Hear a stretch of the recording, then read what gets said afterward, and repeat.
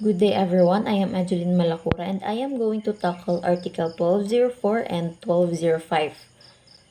Article 1204. The creditor shall have a right to indemnity for damages when through the fault of the debtor all the things which are alternatively the object of the obligation have been lost or the compliance of the obligation have become impossible. The indemnity shall fix, taking as a basis the value of the last thing which disappeared, or that the service which last become impossible. So damages other than the value of the last thing or services may also be awarded. So here is an example. S agreed to deliver one of the following to X: specific phone, specific tablet, specific laptop. So assuming nawala yung phone, so this alternative obligation will remain alternative since si S ay may pagpipilian pa kay isa lang naman ang nawala.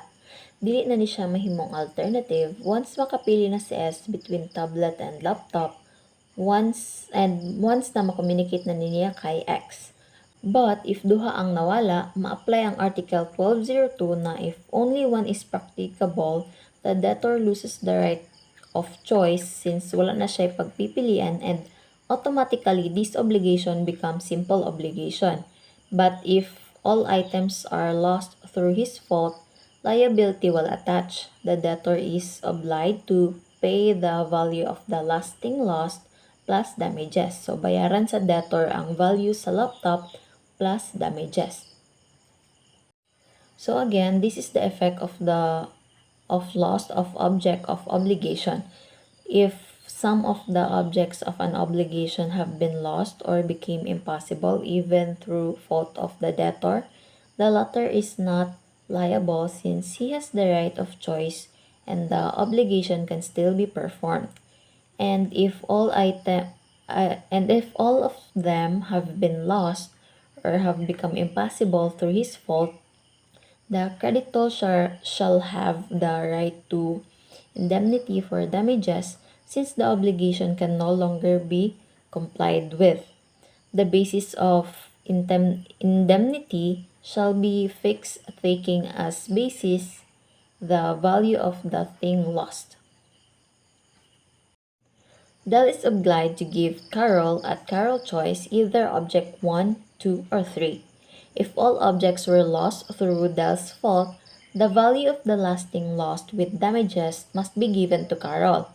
It is because if object 1 and 2, the obligations were converted into a simple one, namely to give object number 3.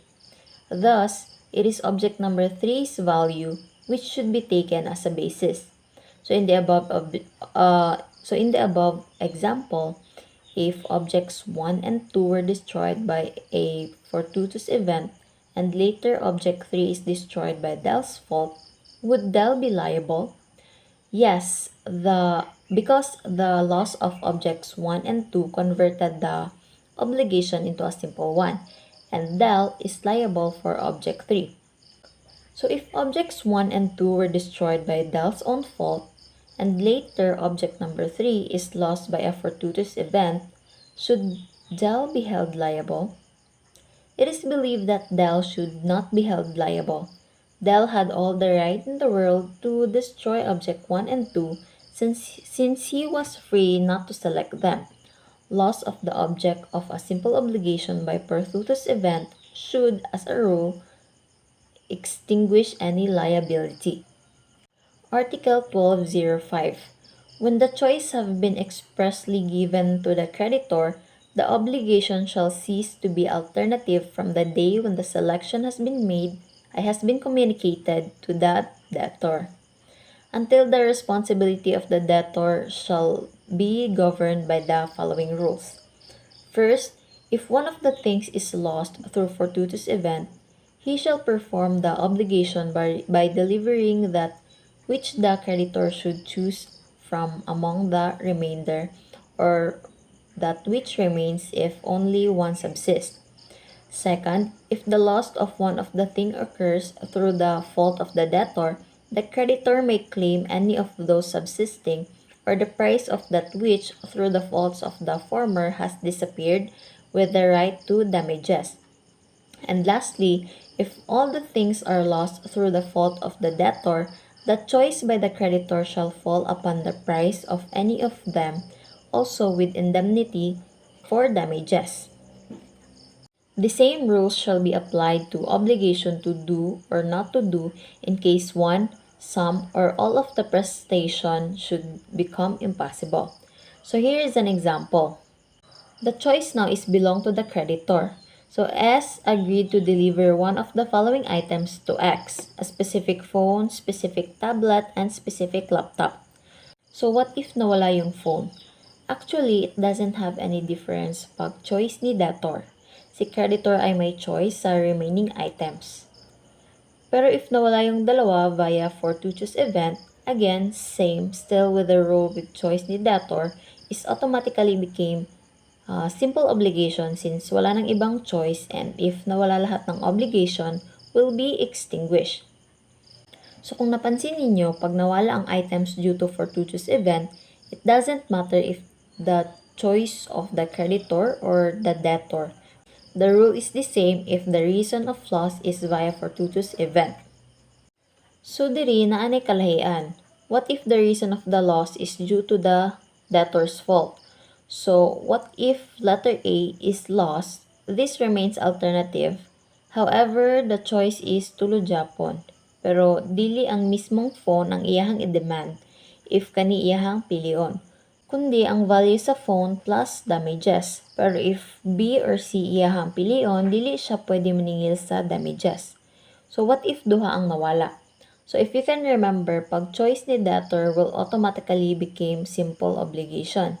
Pero in this case, tulod Japon imuhang pilian. Kay pag siya ang mupili, pwede Japon niya piliyon ang mga nawala, ang value plus damages. Pero pag specific tablet ang iyang pilion, dili siya pwede maningil og damages since wala man nawala ang tablet. And what if nawala tanan? Okay, ganun pa rin, tatlong choices and tanan na nay damages and mupili na lang siya. This article refer to a case when the right of choice belong to the creditor. In alternative obligation, the right of choice as a rule belong to debtor. However, a debtor expressly give the right of choice to the creditor. In such case, the provision with respect to the debtor are laid down in a preceding article. Before the creditor makes the selection, the debtor cannot incur in delay. The creditor can make a choice in case wherein first, when the thing is lost through a fortuitous event, second, when a thing is lost through debtor's fault, and third, when all the things are lost through debtor's fault.